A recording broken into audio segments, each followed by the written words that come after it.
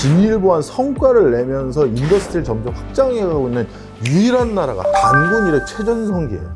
그런데 이 전성기를 지금 이렇게 전성기라고 안 느껴지고 그냥 넘어가고 있는 거잖아요.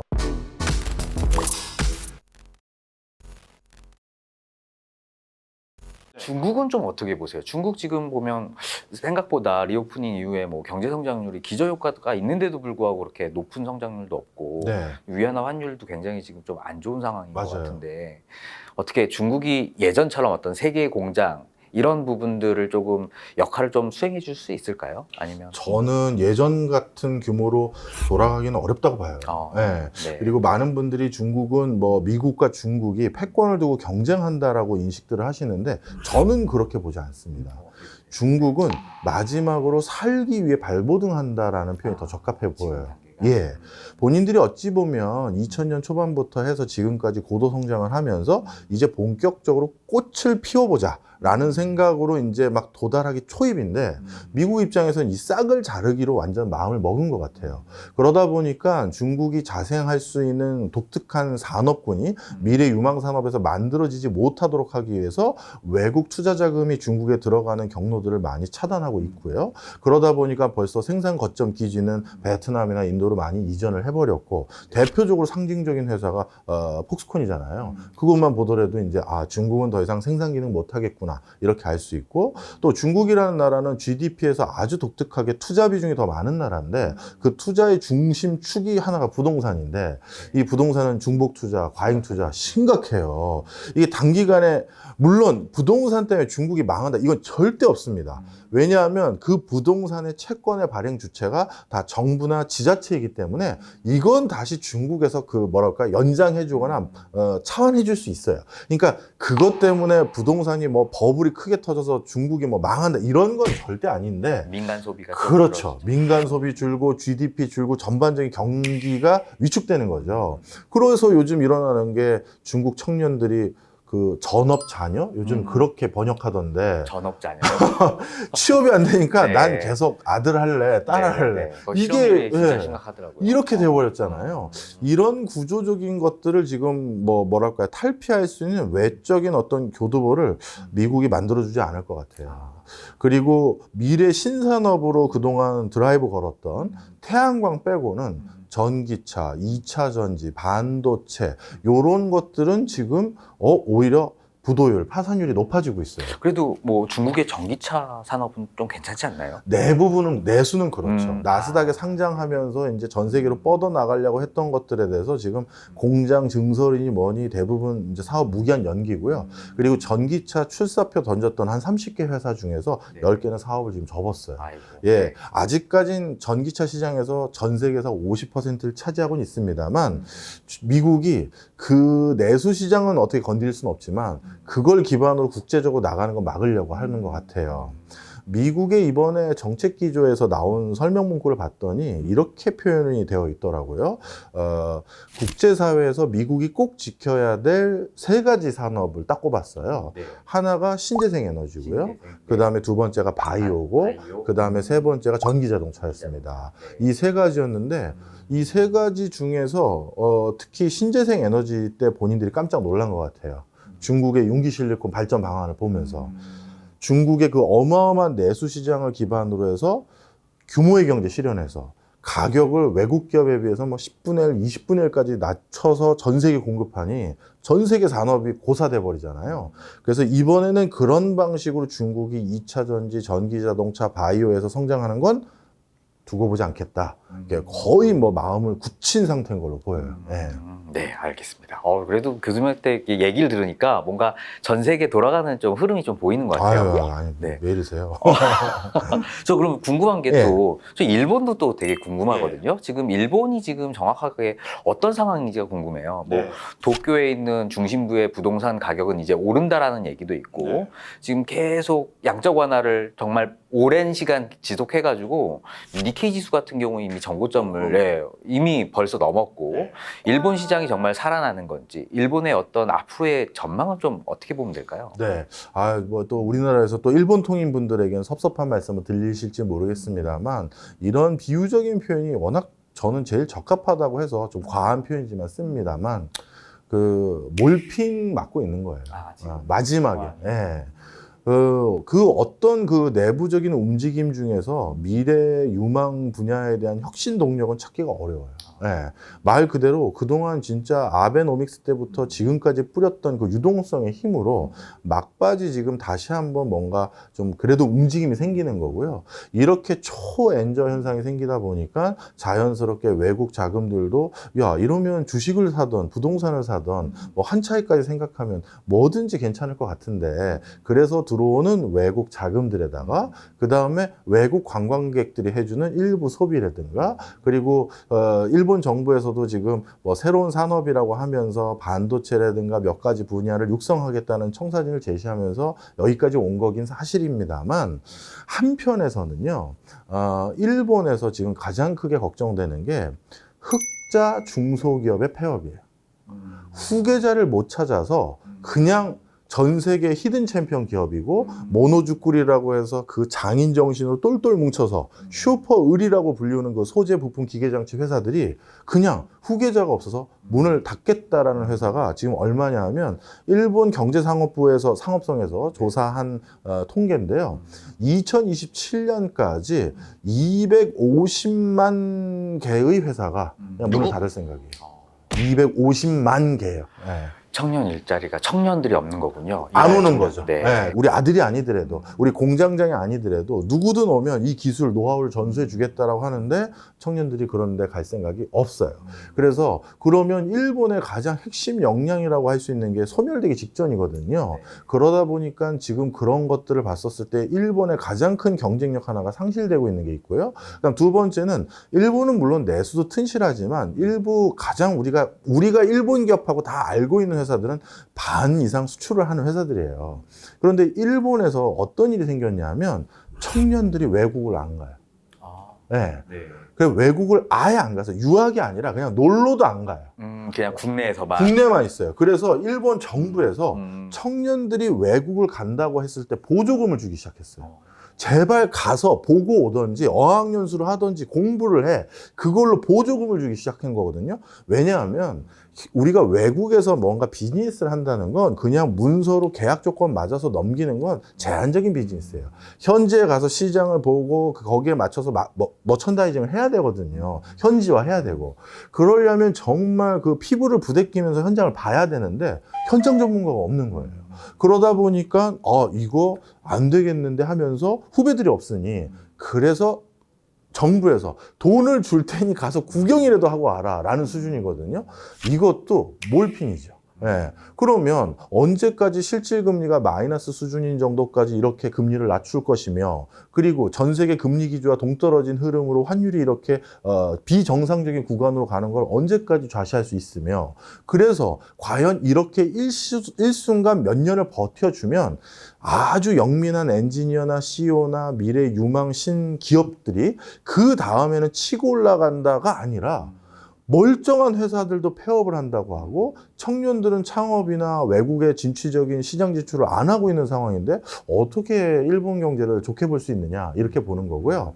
지금 일본의 부동산 말씀해 주셨으니까 거기도 말씀을 드리면 일본의 부동산 중에서 우리 도쿄의 가장 대표적인 핫플레이스에 해당되는 미나토구나 오다이바 같은 경우는 이미 그쪽 지역의 맨션 가격은 어마어마하게 올랐어요. 이건 왜 그러냐? 일본도 전 세계 흐름과 똑같아요. 양극화가 극단적으로 진행되면서 일본 내부에서는 뭐 본인들의 은어처럼 뭐 파워 커플이라고 부르던데 뭐 양쪽 그 부부 동반 소득이 1,400만 엔 정도 되는 우리나라 돈으로 따지면 한 1억 한 5천만 원 수준 정도 되겠죠? 예. 부부 소득이 그 정도 되는 사람들이 원하는 이제 눈높이의 주거 형태가 있잖아요. 옛날에 전통 가옥들 같은 건 이제 요즘 사람들한테 안 맞으니까 그런 제한된 새로운 주거 문화에 대해서는 이미 부동산이 많이 올랐는데 그런 시장은 어느 나라나 다 있어요. 그 새로운 인더스트리에서 또는 새로운 흐름 속에서 돈을 버는 계층들이 원하는 그런 주거단지를 공급하는 그 지역은 가격이 많이 올라요.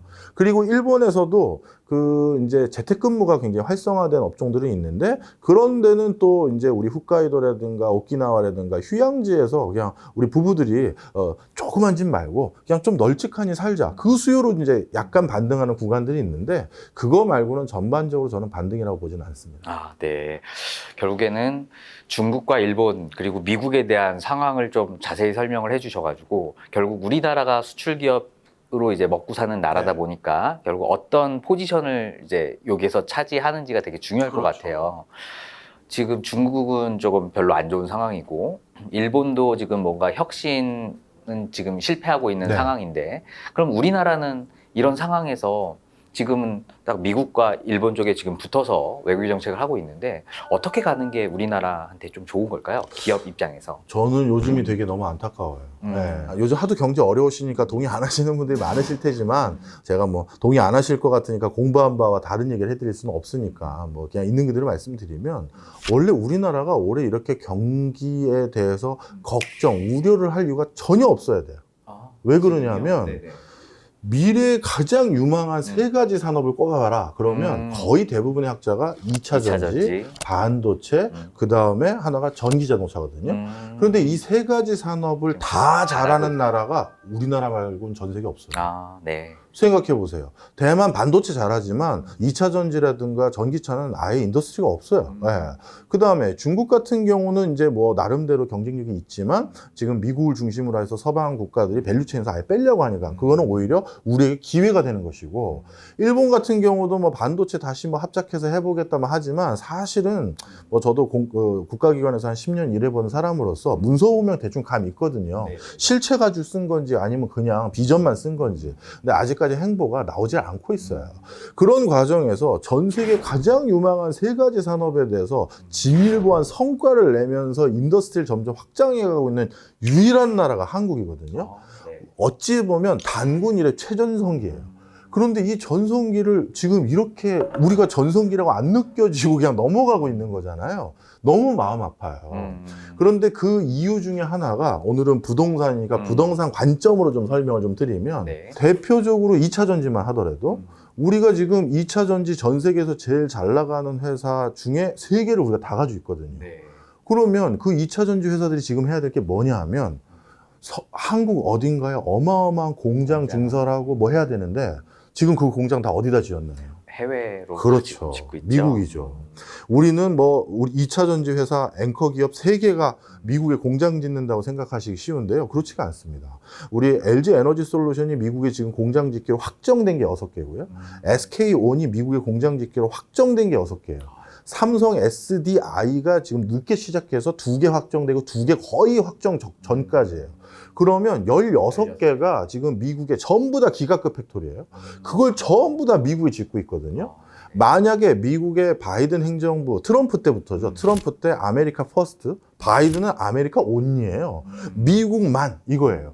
그런 상황에서 미국 내에 이 공장을 지어야지만 우리가 사줄 거야. 이 정책이 만약에 아니었다면 그 16개 공장 다 어디다 짓고 있었을까요? 우리나라인가요? 그렇죠. 아쉽네요. 그러면 지금 우리나라 내부에서 뭐 고민해야 되냐면요. 부동산 들썩거렸겠네요. 그렇죠. 네. 야, 울산 같은 거 하나 더 생길 것 같은데 어딜까? 이걸로 난리 나야 되는 거예요. 그러면 울산 옆에다 2차 전지 전 세계에서 단일 규모로 제일 큰 클러스터를 거기다 짓자. 이렇게 산업 연관성으로 뭐 위치를 잡을 수도 있을 거고 아니면 우리는 뭐 워낙 국가가 드라이브를 거니까 정무적으로 야 그동안 기회가 없었던 지역에다 주자 뭐 강원 강릉 어때 아니면 뭐 전북의 새만금 어때 뭐 이럴 수도 있겠죠. 하여튼 어디든 간에 한국에서 2차 전지 관련해서 단일 클러스터로 전 세계에서 제일 큰 걸 가지고 있기 직전의 단계에 와서 지금 건설과 토목 경기가 안 좋을 게 아니라 이거 유치하려고 컨소 잡고 난리가 났어야 정상인 나라거든요. 근데 이걸 전부 다 미국에 갖다 준 거예요. 3개 회사가 간 게 아니라 총 16개 공장이 간 거고 그러면 지금 이 공장들 완공되기 직전에 1차 벤더, 2차 벤더는 다 얻다가 공장 짓겠어요. 그렇죠. 또 그 주변으로 다 가는 거예요. 한 300여 개로 분류되고 있는 1, 2차 벤더들까지 전부 글로 가야 되는 거예요.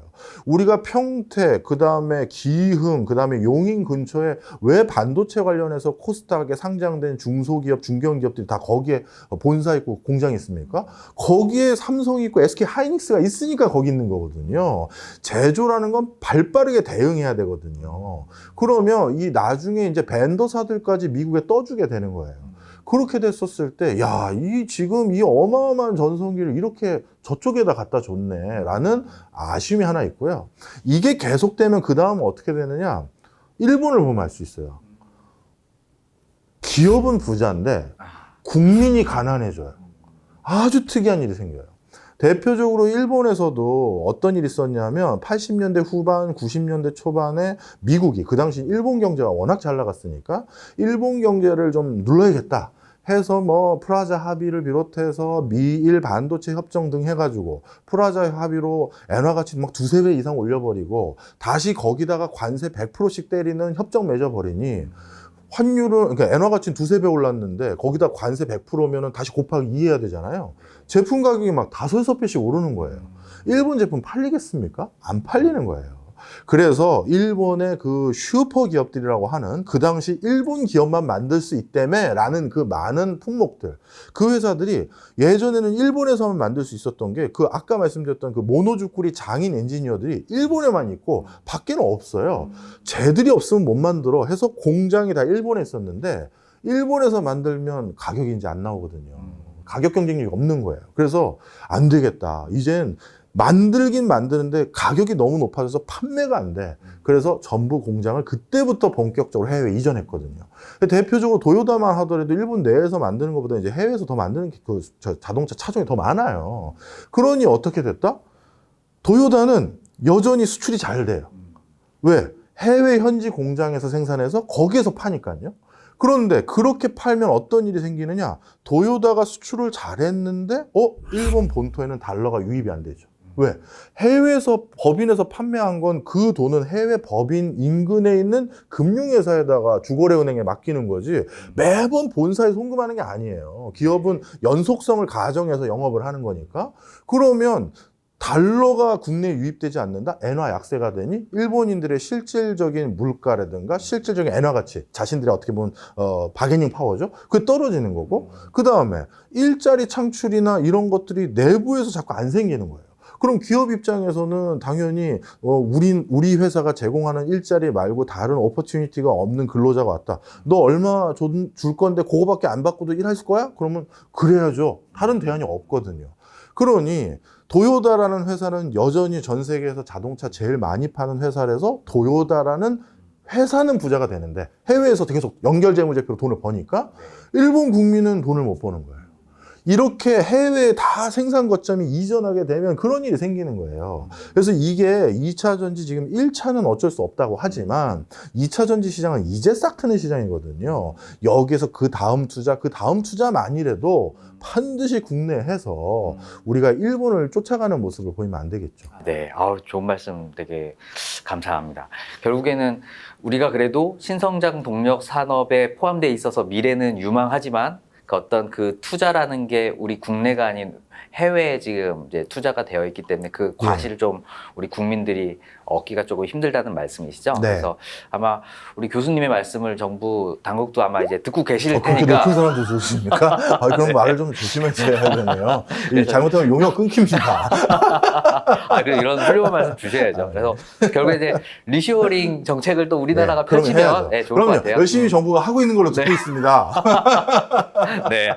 이렇게 또 좋은 말씀을 또 네. 해주셔야지. 네. 또 아마 우리, 네. 저 보면 요즘에 저희, 네. 우리 국민들도 뭐 의식이 굉장히 높아졌지만 그럼요. 네. 공무원들 의식 수준은 그럼요. 스케일이나 어떤 이런 능력은 정말 많이 올라간 것 같더라고요. 네. 그래서 정말 우리나라를 좀 많이 잘 이끌어 주셨으면 하는 그런 좀 바람이 좀 있습니다. 제가 너무 깐 것 같아서 아니요. 굉장히 한마디만 네네. 저한테 될까요? 제가 마음이 약한 사람이라서 네네. 정부가 했던 묘안 중에 제가 이번에 깜짝 놀란 게 있어요. 어떤 건가요? 우리나라 네. 공무원이 이게 살아있구나 했던 게 뭐냐면 지금 전 세계에서 이 건수 잘 잡으면 우리 경제 어려웠던 거 한 번에 복구하겠다라고 해서 대목 잡으려고 기다리고 있는 시장이 네네. 우크라이나 전후 피복구 사업이에요. 네. 네. 예, 지금 한 3천조 원 예상하는데요. 엄청난 시장이거든요. 근데 원래 이런 전후 피해 복구 사업은 그 나라에 네네. 무기를 대주거나 정말 절박한 상황이잖아요. 전쟁하니까. 그런 나라에게 그 혜택이 가요. 생각해 보세요. 우크라이나 입장에서 돈 쓰거나 국제사회로부터 돈 받은 건데 이걸 써서 복구를 해야 되는데 어느 나라 줄까 했는데 우리 어려울 때 탱크 주고 미사일 준 나라에게 당연히 줘야지. 한 번도 얼굴 안 비쳤다가 나중에 저도 돈 좀 벌려고 안 주거든요. 그런데 우리나라 입장에선 무기를 주기에는 이억만리 국가에서 또 우리 국민 정서가 또 좋아하지도 않고 위험하죠. 예, 안 했거든요. 그럼 나중에 저 사업을 어떻게 끼겠다는 거야 했는데 와 정말 묘수였어요. 우크라이나에게 영순위 도움을 주고 있는 나라가 있거든요. 바로 폴란드예요. 제일 먼저 무기 많이 갖다 주고 난민은 한 1,000만 명 정도 수용해 줬어요. 그 폴란드에 우리가 가서 컨소를 해가지고 같이 가자 이걸 한 거거든요. 이거는 한국 공무원 신의 한 수. 네, 살아있네. 네. 아 이렇게 해서 이제 영역을 안 끊기는 걸로. 네네네. 아유, 또 그렇게 말씀해 주시니까 네, 또 네. 든든합니다. 예. 네. 결국에는 뭐 국제 정세가 좀 안정되기 위해서는 전쟁도 또 끝나야 되고 네. 또 우리나라만 보는 게 아니고 뭐 미국과 중국과 일본, 유럽을 전체적으로 봐야지만 우리나라 국민들의 소득이 또 올라가서 또 부동산 시장에 또 영향을 미치지 않겠습니까? 그럼 이제 본격적으로 저희가 또 부동산 채널이니까 네. 또 부동산 시장에 대해서 한번 조금 여쭙는 시간을 네. 좀 한번 가져보도록 하겠습니다. 계속 부동산이 이렇게 올라가는 악순환이 되는 거예요. 악순환. 야, 내가 집 사기 쉬워지겠다가 아니고요. 내 일자리부터 없어질 가능성이 더 높아요. 정책적 힘으로 버티고 있다.